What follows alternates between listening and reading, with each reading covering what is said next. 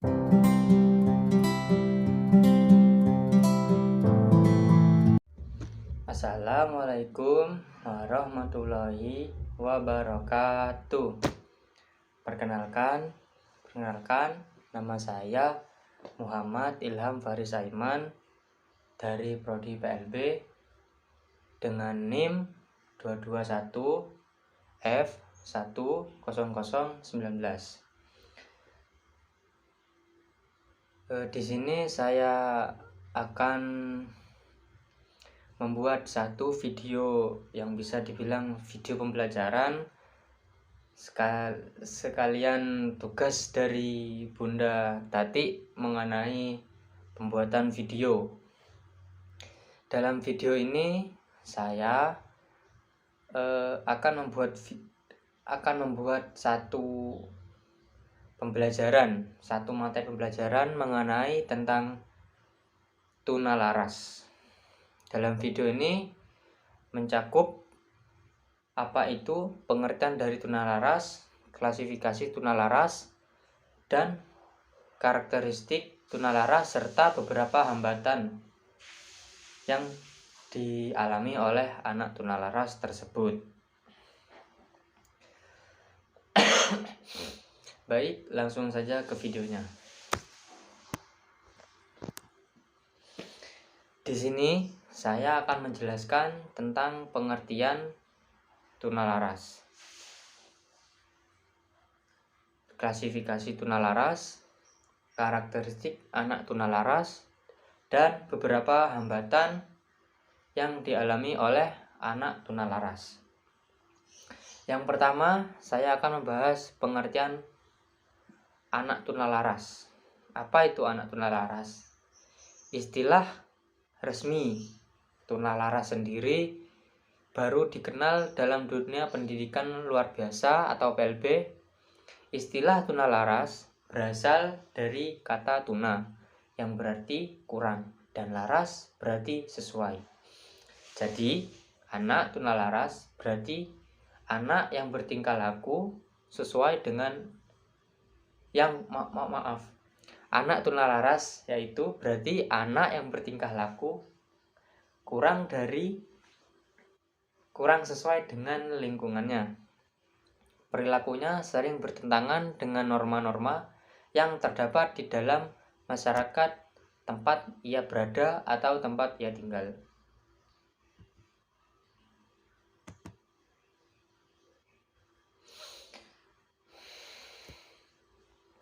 Yang pertama, anak tunalaras. Yang dimaksud di sini adalah anak yang mengalami hambatan atau kesulitan untuk menyesuaikan diri terhadap lingkungan sosialnya. Bertingkah laku menyimpang dari norma-norma yang berlaku dan dalam kehidupan sehari-hari sering disebut anak nakal, sehingga dapat meresahkan atau mengganggu lingkungan keluarga, sekolah, dan masyarakat.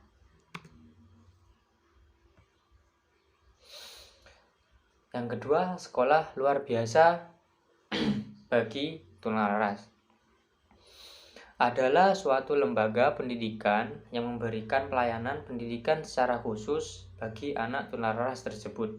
Saat ini, penyelenggara pendidikan anak tunalaras ialah Departemen Pendidikan Nasional, Departemen Kehakiman, Departemen Sosial, dan lembaga sosial atau yayasan.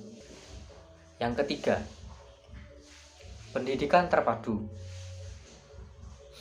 adalah sistem penyelenggaraan program pendidikan bagi anak yang memerlukan layanan pendidikan khusus, termasuk tunalaras yang diselenggarakan bersama-sama.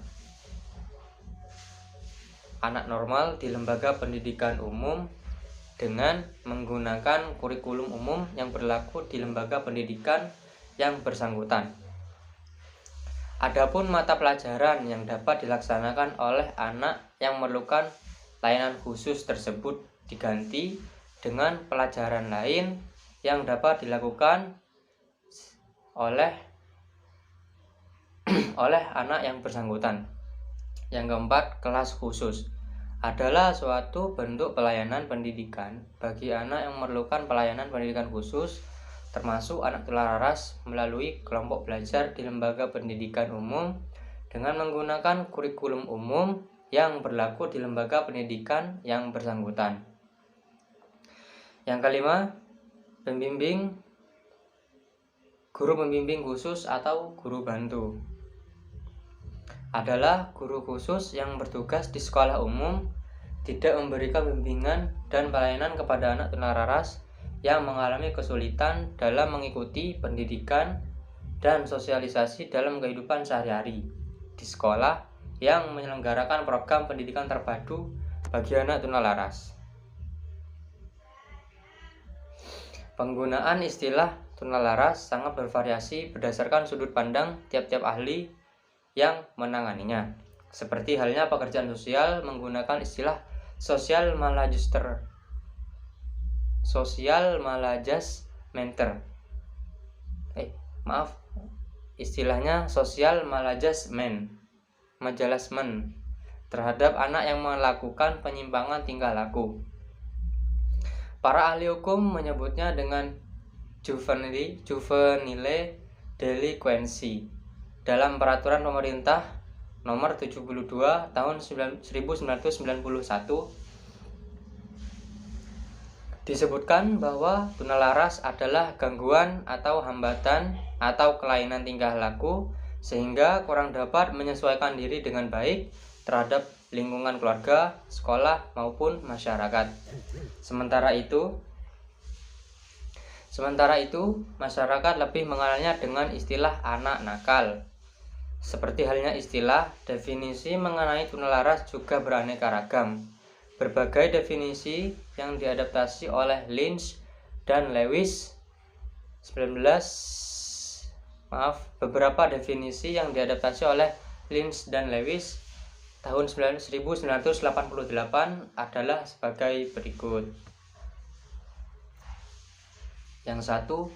Yang pertama, Public Law 92/242 mengemukakan pengertian tunalaras dengan istilah gangguan emosi, yaitu gangguan emosi adalah suatu kondisi yang menunjukkan salah satu atau lebih gejala-gejala berikut dalam satu kurun waktu tertentu dengan tingkah laku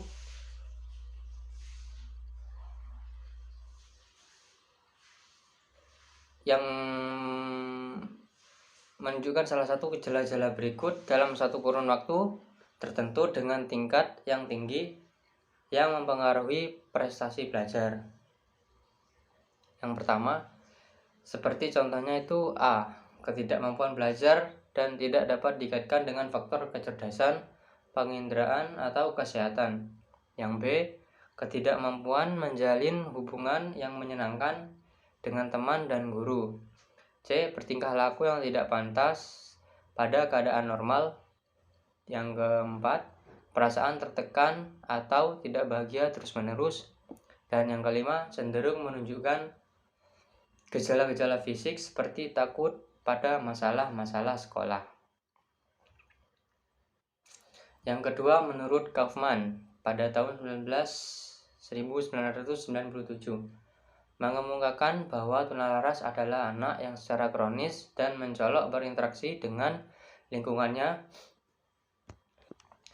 dengan cara yang secara sosial tidak dapat diterima atau secara pribadi tidak menyenangkan, tetapi masih dapat diajar untuk bersikap yang secara sosial dapat diterima dan secara pribadi menyenangkan. Yang ketiga, menurut Smith dan Mercer pada tahun 1981 mengemukakan bahwa anak tunalaras adalah anak yang secara kondisi dan terus-menerus menunjukkan penyimpangan tingkah laku yang bertingkat berat yang mempengaruhi proses belajar meskipun telah menerima layanan belajar serta bimbingan seperti anak lain. Ketidakmampuan menjalin hubungan baik dengan orang lain dan gangguan belajar tidak disebabkan oleh kelainan fisik, saraf, atau intelijensia. Yang keempat, menurut Nelson pada tahun 1981 mengemukakan bahwa tingkah laku seorang murid dikatakan menyimpang jika menyimpang dari perilaku yang oleh orang dewasa dianggap normal menurut usia dan jenis kelamin. B. Penyimpangan terjadi dengan frekuensi dan intensitas tinggi. C. Penyimpangan berlangsung dalam waktu yang relatif lama. Dari berbagai definisi di atas dapat disimpulkan bahwa definisi atau batasan mengenai tunalaras sangatlah sulit karena definisi tersebut harus menggambarkan keadaan anak tunalaras secara jelas. Beberapa komponen yang penting diperhatikan adalah: yang pertama, adanya penyimpangan perilaku yang terus-menerus menurut norma yang berlaku sehingga menimbulkan ketidakmampuan belajar dan penyesuaian diri. Kedua, penyimpangan itu tetap ada walaupun telah menerima layanan belajar serta bimbingan. B. Yang kedua, kita akan membahas tentang klasifikasi anak tunalaras. Pengklasifikasian anak tunalaras banyak ragamnya, di antara lain: 1. Klasifikasi yang dikemukakan oleh Rosrembera dan kawan-kawan pada tahun 1992.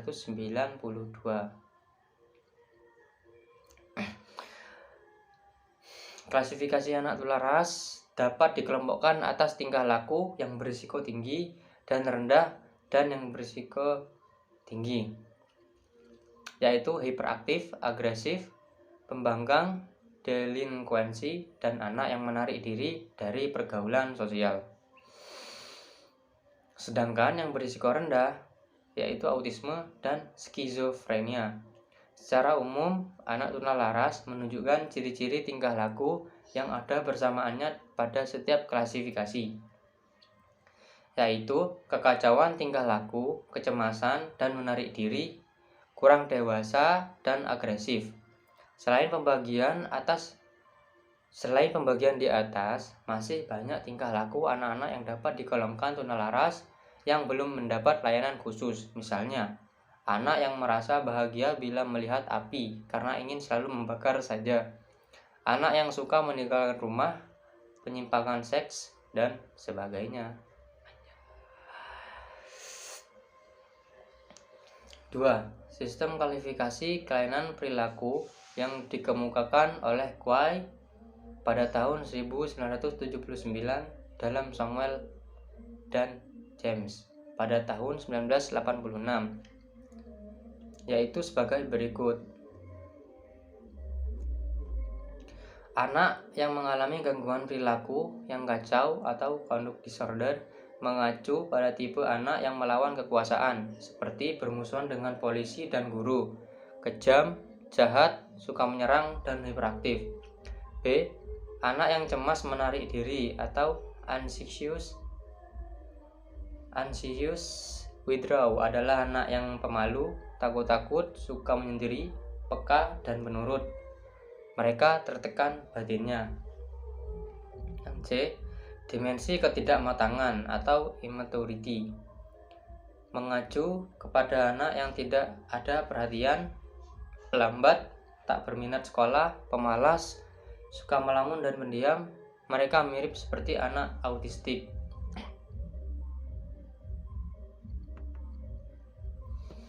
Yang D.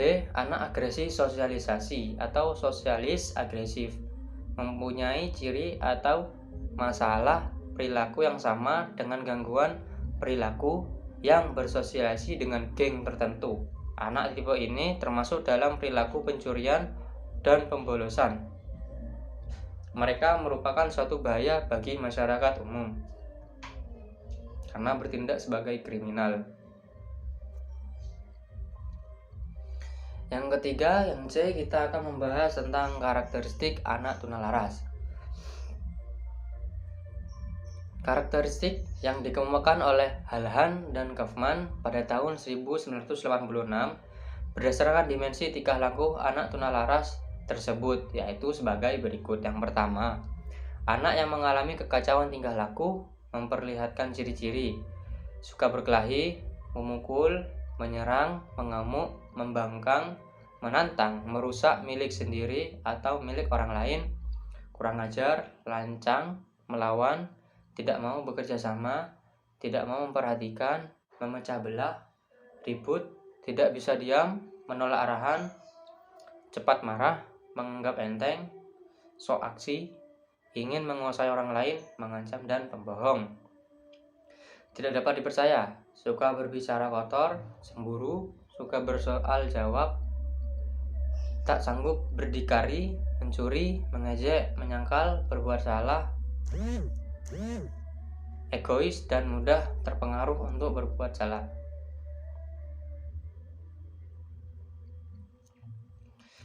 Yang kedua, anak yang sering merasa cemas dan menarik diri dengan ciri-ciri khawatir, cemas, ketakutan, kaku, pemalu, segan, menarik diri, terasing, tak berteman, rasa tertekan, sedih, terganggu, rendah diri, dingin, malu, kurang percaya diri, mudah bimbang, sering menangis, pendiam, suka berrahasia.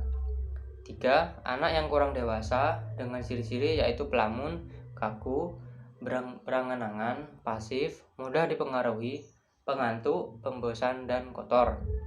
Yang keempat, anak yang agresif bersosialisasi dengan ciri-ciri yaitu mempunyai komplotan jahat, mencuri bersama kelompoknya, loyal terhadap teman nakal, berkelompok dengan geng, suka di luar rumah sampai larut malam, bolos sekolah, dan minggat dari rumah. Berikut ini akan dikemukakan karakteristik yang berkaitan dengan segi akademik, sosial atau emosional, fisik, kesehatan anak tunalaras. Yang pertama, karakteristik akademik.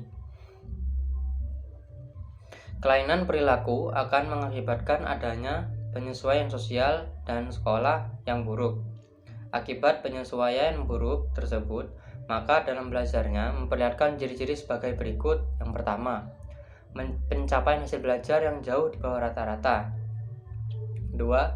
Seringkali dikirim ke kepala sekolah atau ruangan bimbingan untuk tindakan disdisipliner. Yang ketiga, seringkali tidak naik kelas atau bahkan keluar sekolahnya. Yang keempat, seringkali membolos sekolah. Yang kelima, lebih sering dikirim ke lembaga kesehatan dengan alasan sakit atau perlu istirahat. Yang keenam, anggota keluarga, terutama orang tua, lebih sering mendapat panggilan dari petugas kesehatan atau bagian absensi. Yang ketujuh, orang yang bersangkutan lebih sering berurusan dengan polisi. Mengerikan. Yang 8, lebih sering menjalani masa percobaan dari yang berwenang. Yang ke-9, lebih sering melakukan pelanggaran hukum dan pelanggaran tanda-tanda lalu lintas. Yang ke-10, lebih sering dikirim ke klinik bimbingan. Yang kedua, karakteristik sosial atau emosional. Karakteristik sosial atau emosional anak tunalaras dapat dijelaskan sebagai berikut. Yang pertama, karakteristik sosial, masalah yang menimbulkan gangguan bagi orang lain dengan ciri-ciri perilaku tidak diterima oleh masyarakat dan biasanya melanggar norma budaya dan perilaku melanggar aturan keluarga, sekolah, dan rumah tangga. Perilaku tersebut ditandai dengan tindakan agresif, yaitu tidak mengikuti aturan, bersifat mengganggu, mempunyai sikap membangkang atau penentang, dan tidak dapat bekerja sama. Yang ketiga, melakukan kejahatan remaja seperti telah melanggar hukum. Karakteristik emosional, adanya hal-hal yang menimbulkan penderitaan bagi anak seperti tekanan batin dan rasa cemas. Adanya rasa gelisah seperti rasa malu, rendah diri, ketakutan, dan sangat sensitif atau perasa. Yang ketiga, karakteristik fisik atau kesehatan. Karakteristik fisik atau kesehatan anak tunalaras ditandai dengan adanya gangguan makan, gangguan tidur, dan gangguan gerakan. Seringkali anak merasakan ada sesuatu yang tidak beres pada jasmaninya. Ia mudah mendapatkan kecelakaan, merasa cemas terhadap kesehatannya, merasa seolah-olah sakit. Kelainan lain yang berwujud kelainan fisik seperti gagap, buang air tidak terkendali, dan sering mengepul ataupun jorok.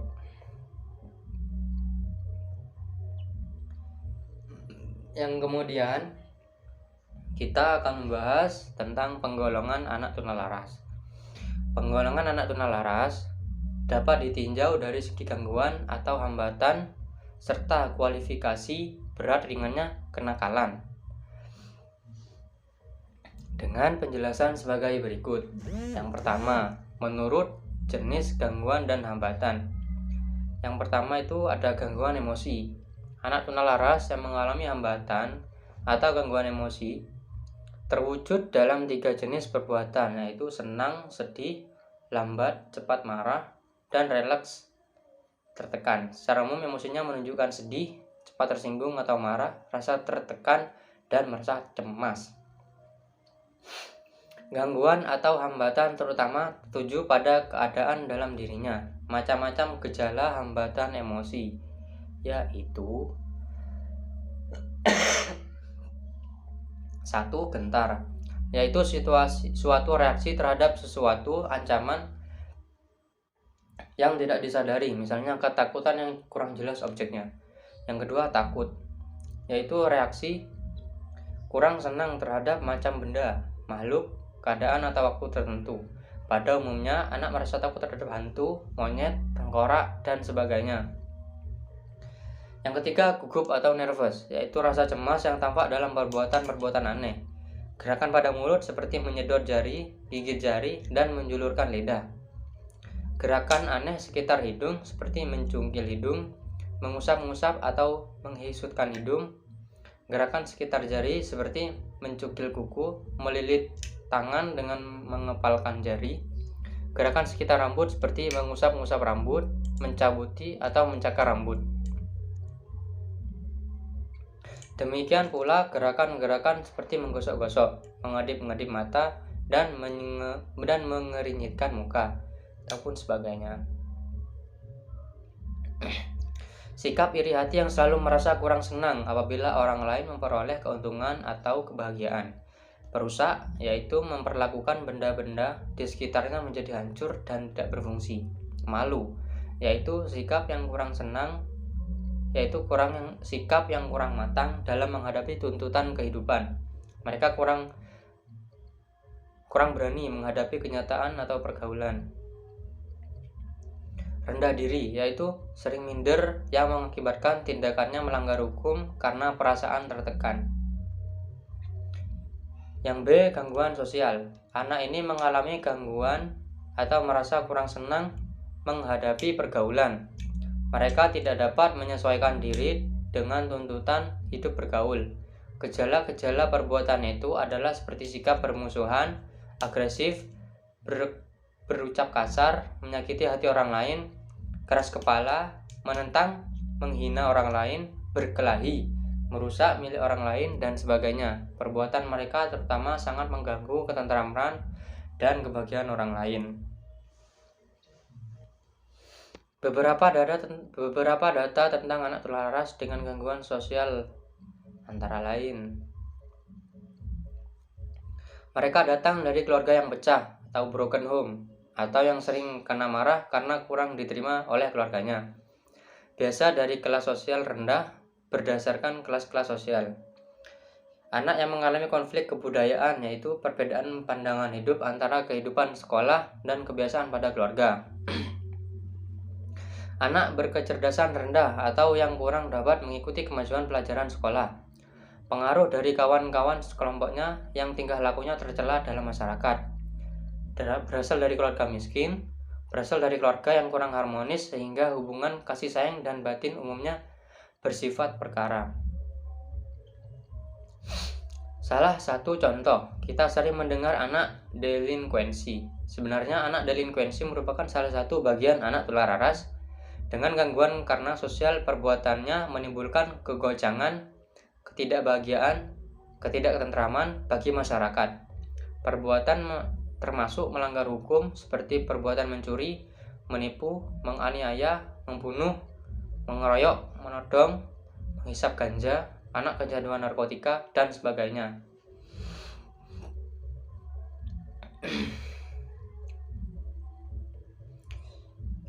Klasifikasi berat ringannya kenakalan. Ada beberapa kriteria dapat dijadikan pedoman untuk menetapkan berat ringannya. Kriteria itu adalah besar kecilnya gangguan emosi, artinya semakin tinggi memiliki perasaan negatif terhadap orang lain, maka makin dalam rasa negatif semakin berat tingkat kenakalan anak tersebut. Frekuensi tindakan, artinya frekuensi tindakan semakin sering dan tidak menunjukkan penyelesaian terhadap perbuatan yang kurang baik, semakin berat kenakalannya. Berat ringannya pelanggaran atau kejahatan yang dilakukan dapat diketahui dari sanksi hukum. Tempat atau situasi kenakalan yang dilakukan, artinya anak berani berbuat kenakalan di masyarakat sudah menunjukkan berat dibanding dengan apabila di rumah. Mudah sukarnya dipengaruhi untuk bertingkah laku baik. Para pendidikan atau orang tua dapat mengetahui sejauh mana anak dengan segala cara memperbaiki anak. Anak bandel dan keras kepala sukar mengikuti petunjuk termasuk kelompok berat.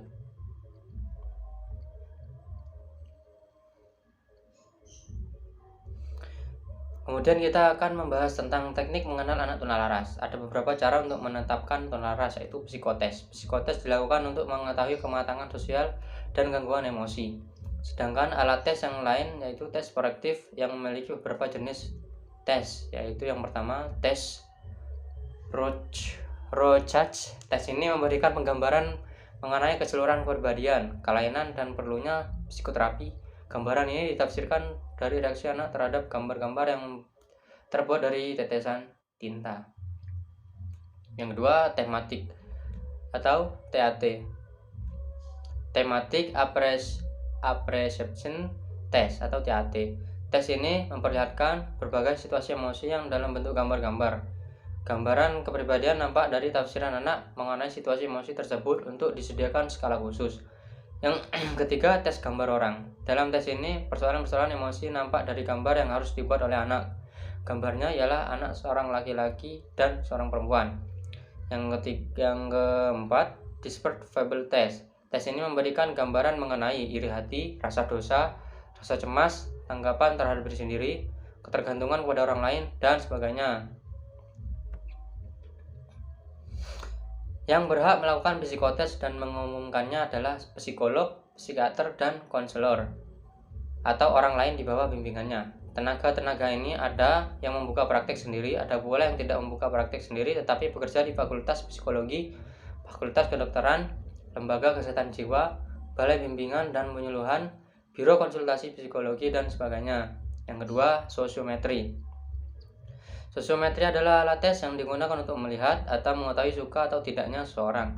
Caranya ialah tanyakan kepada para anggota kelompok siapa di antara anggota yang mereka sukai. Setiap anggota hendaknya memilih menurut pilihannya sendiri. Dari jawaban itu akan diketahui siapa orang yang lain yang disukai oleh para anggota. Perlu diperingatkan bahwa hasil-hasil sosiometri adalah hasil sementara yang perlu ditelaah lebih lanjut. Anak yang terpencil dalam suatu saat belum tentu anak yang tunalaras, bahkan mungkin tidak terpencil lagi dalam sosiometri berikutnya. Walaupun demikian, sosiometri dapat dipakai bersama-sama dengan cara yang lain. Yang ketiga, membandingkan dengan tingkah laku anak pada umumnya. Keadaan tunalaras dapat diketahui dengan jalan membandingkan tingkah laku anak dengan tingkah laku pada umumnya. Pekerjaan membandingkan boleh dilakukan oleh setiap orang dewasa. Anak yang jahat dapat diketahui jahatnya oleh masyarakat. Demikian juga anak yang tidak jahat atau anak yang baik, tetapi kelakuannya tidak sesuai dengan norma yang berlaku, diketahui oleh masyarakat juga. Masyarakat mempunyai ketentuan-ketentuan untuk menetapkan jahat atau tidaknya anak tersebut. Siapa yang melanggar ketentuan ini akan dibenci, dimarahi, diasingkan, ditindak, tapi yang baik akan dihargai, diterima kehadirannya, dan dipuji. Adanya gangguan emosi dan gangguan sosial karena penyesuaian yang salah. Tanda-tandanya antara lain yaitu yang pertama, hubungan antar keluarga seperti teman, sepermainan, teman sekolah ditanggapi dengan tidak menyenangkan. 2. Segan bergaul atau terasing. Yang ketiga, suka melarikan diri dari tanggung jawab. Yang keempat, menangis, kecewa, berdusta, menipu, mencuri, menyakiti hati, dan sebagainya. Atau sebaliknya, sangat ingin dipuji, tidak pernah menyulitkan orang lain, dan sebagainya. 5. Penakut dan kurang percaya diri sendiri. 6. Tidak mempunyai inisiatif dan tanggung jawab, kurang keberanian, dan sangat bergantung kepada orang lain. Agresif terhadap diri sendiri, curiga, acuh tak acuh, banyak hayal. Dan yang ke-8, memperlihatkan perbuatan gugup, misalnya menggigit kuku, komat kamit, dan sebagainya. Yang keempat, memeriksakan ke biro konsultasi psikolog. Kadang-kadang kita tidak dapat membedakan apakah seorang anak tularas atau bukan. Dalam hal demikian, kita dapat meminta bantuan biro konsultasi psikolog karena biro tersebut melibatkan tenaga ahli yang terkait. Wewenang biro ini terutama adalah menentukan apakah seseorang mengalami gangguan emosi sosial atau tidak. Setelah selesai ditelaah dan dianalisa oleh biro tersebut akan bersedia memberikan petunjuk terarah mengenai anak tersebut. Misalnya, meminta agar kita lebih mendekati anak, menitipkan di salah satu lembaga pendidikan, dan sebagainya. Kalau perlu, biro juga akan membuat keterangan agar dapat dipakai oleh pihak-pihak yang bersangkutan.